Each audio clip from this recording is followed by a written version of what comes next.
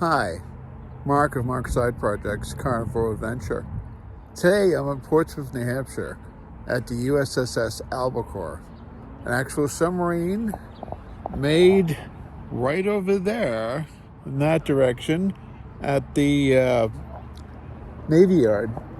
And now it's here in Portsmouth in a traffic circle guarding the state of New Hampshire, the live free or die state. We have submarines guarding the state. We really mean live free or die. And today I'm going on a tour of this submarine. I think it's my 4th submarine I've been on. So join me.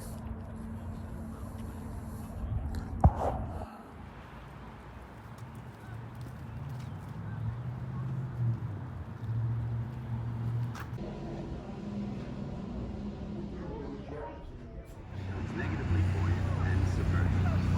Once the boat is fully submerged, the valve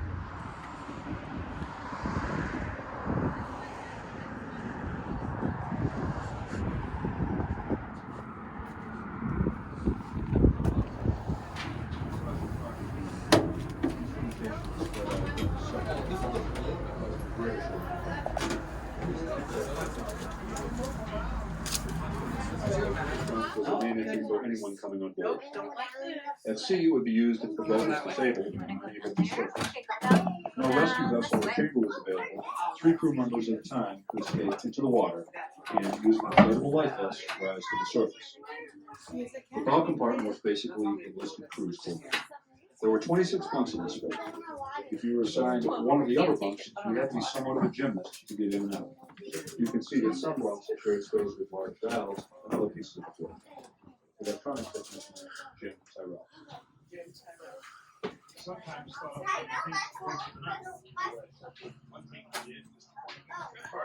I hope I'm sleeping on my head that way and not this way. The 6 of us were making one end about 1,000 pounds light and the other end 1,000 pounds heavy. We waited a while until we got the 2 started, and then we would walk back forward again to the back compartment. Pretty soon the 2 pump would start up, and then we would go back up again. Finally, the chief of the watch told on us, and we were ordered to stay still. When special projects were undertaken, instrumentation was spread out over several of the bunks. Again, the berth over there It was then that hot bumping really has that large hot sharp bumping thing was at where the 3 top of people it. would share 2 bunks. 1 person on watch and 2 sleeping. When the watch ended, one of the 2 sleepers was up to the next watch, and the outgoing watch standard climbed into the just vacated hot bunk. Accompanying the bunk utility with the extra people on board to run the instrumentation.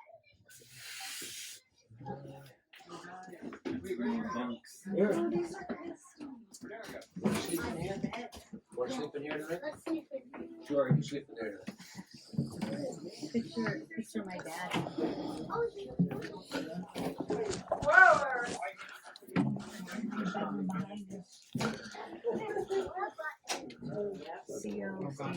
That's the statement.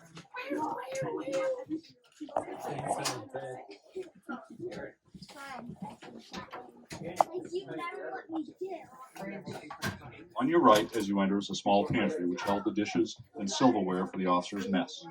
Food was prepared aft in the galley, brought forward, and served out of this area. Opposite the pantry is the captain's stateroom. The captain usually had a room to himself, but because of the small number of berthing spaces, there was a second bunk for the executive officer. There was underbed storage, a Pullman sink, a desk with drawers for clothing, and an upright closet for hanging clothes. Note the instruments mounted at the forward end of the bottom bunk. These are there so the captain could tell the ship's course, speed, and depth. There was also a single-power telephone which allowed the captain to reach any space in the ship. The next area, aft on your left, Captain's quarters. they shared a single Oh, upright that's closet, sink. fold-down desk, and each had 1 drawer in the wardrobe unit. A Pullman-type sink completed the amenities. Lieutenant Hunter. That's good. I reported to the board. But the senior left out of the phone motor because felt a bit like Goldilocks, the bird face quarters. 6 feet.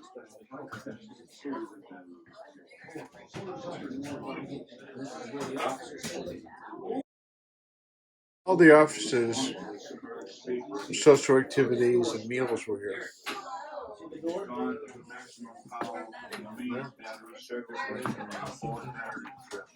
with a loud bang. Suddenly, all the lights went out. There was a period of about 8 seconds. This is slightly smaller. It's for officers. Not as bad as the crew. Not that much a downgrade from the captains. Sleeping in your own kitchen. Security area has a Small space behind the wardroom is the ship's office. Here the ship's yeoman, or administrative assistant, maintains the ship's records and files. Below this deck is the forward battery, with 250 battery cells, which weigh about 1,000 pounds each. This and the second battery located in the crew's mess provided the energy for lights, heat, air conditioning, cooking, and power for the main motors to drive the ship through the water. During Albacore's third phase conversion to the crucifix stern, a special high-capacity steel Had to sign for if we were submerged. Yes, it's bad. Well, just wait till you see the toilet. Don't just the next exhibit. Red lights are for zombies. Ow! You want to try it? Just before you enter the next compartment is the ship's radio. Okay, open it. Rest your head as you go through the water. You see this gentleman with that phone in front of us with a hammer? He's a Russian spy. Imagine driving down the highway at 30 miles per hour. Taking, what are you doing here? Dude, it's picking up a signal. Oh! Radio room. Oh, yes.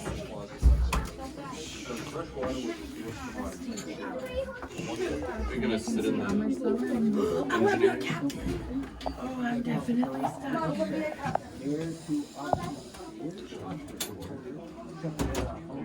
So they can't breathe. I will, but I'm busy.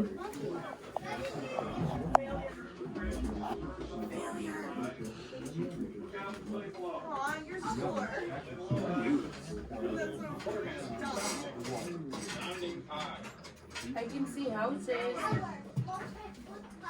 but then when you move it. Oh, they have trim there. I'm busy shooting missiles out the periscope. Can you move it at all? No.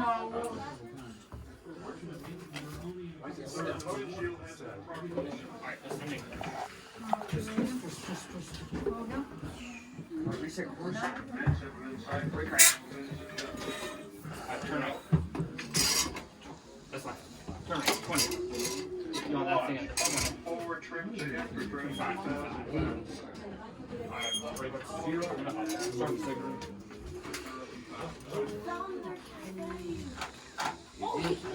Subway Cafe.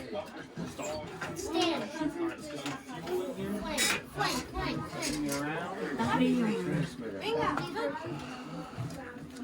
We're actually getting high. Get out of here. Switch. Oh, leave it at the car. Leave it. I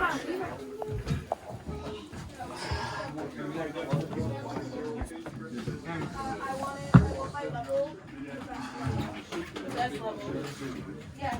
I'm on level 3. I'm on no filter. Wow, that's a compass, digital compass. That's huge.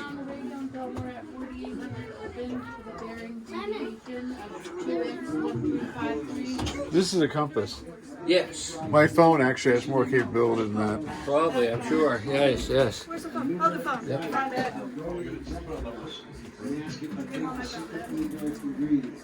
Their eyes and ears were submerged. When on the surface, it was used for navigation and detecting ships. At periscope depth, it searched for nearby surface contacts using an antenna on a retractable mast. Opposite the sonar room on the deck is the master gyro compass, and mounted on a bulkhead is the Loran, which was something like today's satellite navigation system. Loran used signals from 2 or more radio stations to provide lines of position, which the quartermaster plotted on special charts to determine the ship's position.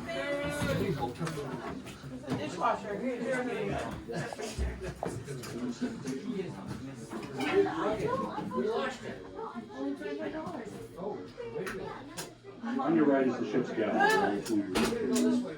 Crews prepared breakfast, That's in lunch, case there's and dinner fire. for 55 officers and crew. 55. Mid-afternoon meal known as soup down, or hot soup and sandwiches, served over midnight or midnight ration, served at 11:15. From this galley, ship baker made fresh rolls, bread, pies, I told you they cakes, do and all other the baked baking here. They made Commissarman Henry J.P. Gray. William. Albacore was a great bottle of sherry out of his safe. Because the Navy was dry, we were not supposed to have anything but medical alcohol on board. The captain was told not to ask what was in the new berth. Opposite the galley, the scullery were all pots, pans, and utensils for water. I need to get Eric. Cooks assisted I prepared need to- serving, cleaning Yes, how do you call the stewardess down? Yeah. referred as I mess. don't feel like After the scullery, there's three tables. insufficient flight service here. Oh, we're not in the flight. The mess not right now. Site for all hands meetings and drills. With the evening moving shown, So Tony then announced, Saturday "Fire's night, out." card playing. When Tony tried to restore power to the motors, nothing happened. Then notified control he was unable to answer any bells. Whatever burned in the cubicle had disabled the main motors. So here we were at test depth, slowing down with no way to propel ourselves to the surface. Okay. Even though they are turning out. The maze of pipes, well pumps. Engine room. Looks like engine type thing.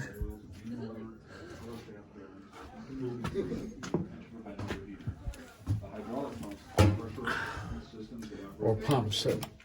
On both sides are sound isolated rooms for the diesel engines. Okay. These high-speed engines turn generators that produce the electricity to drive the main motors, charge the storage batteries, and provide service power for lights, hot water, cooking, and other housekeeping functions. These lightweight aluminum engines had a history of frequent breakdowns. One consideration for retiring Albacore was the cost of either installing new engines or starting up a long dormant production line to make additional repair parts. Above your head, between the two engine spaces, is the after escape trunk. This trunk served the same purpose and functioned the same way as the one in the bow compartment. Located just after the escape trunk is an area known as maneuvering, and at its center is the propulsion cubicle. The cubicle was the watch station of the main power electricians. It was here the electricity from the main generators or the battery was applied to the main motors. Lieutenant Hunter. I was in maneuvering during one of our deep dives when I heard a crackling sound and saw smoke come out of the cubicle. Electrician Tony Zimbar secured the power to the main motors and announced, "Fire in the Albacore cubicle." demonstrated the use of several types of closed engines. Tested 4 different propulsion control sources. Evaluated. On your left are the two main propulsion motors. Albacore was originally built with one motor, one shaft, and one propeller. As part of the Phase 4 conversion package, this compartment was cut open and extended in length to accommodate a second main motor, which was placed aft of the original motor. Each motor can produce 7,500 horsepower. The original propeller shaft connected to the forward motor was replaced by a smaller diameter shaft that fit inside the second, hollow shaft attached to the after motor. The motors were wired such that they always turned in opposite directions. When you walk past the stern on your way back to the museum, notice that the propeller blades are pitched in opposing directions so that they provide thrust in the same direction even though they are turning in opposite directions. Quartermaster Norm Bauer. After the thresher was lost, The Navy developed a more effective system of long ballast tanks. We were the first and decided to do one from 300 instead. When the boat began, the boat immediately took a huge angle to stop, and we stayed that way until we reached the surface. The engineers later told us that the sail acted like an extra control surface.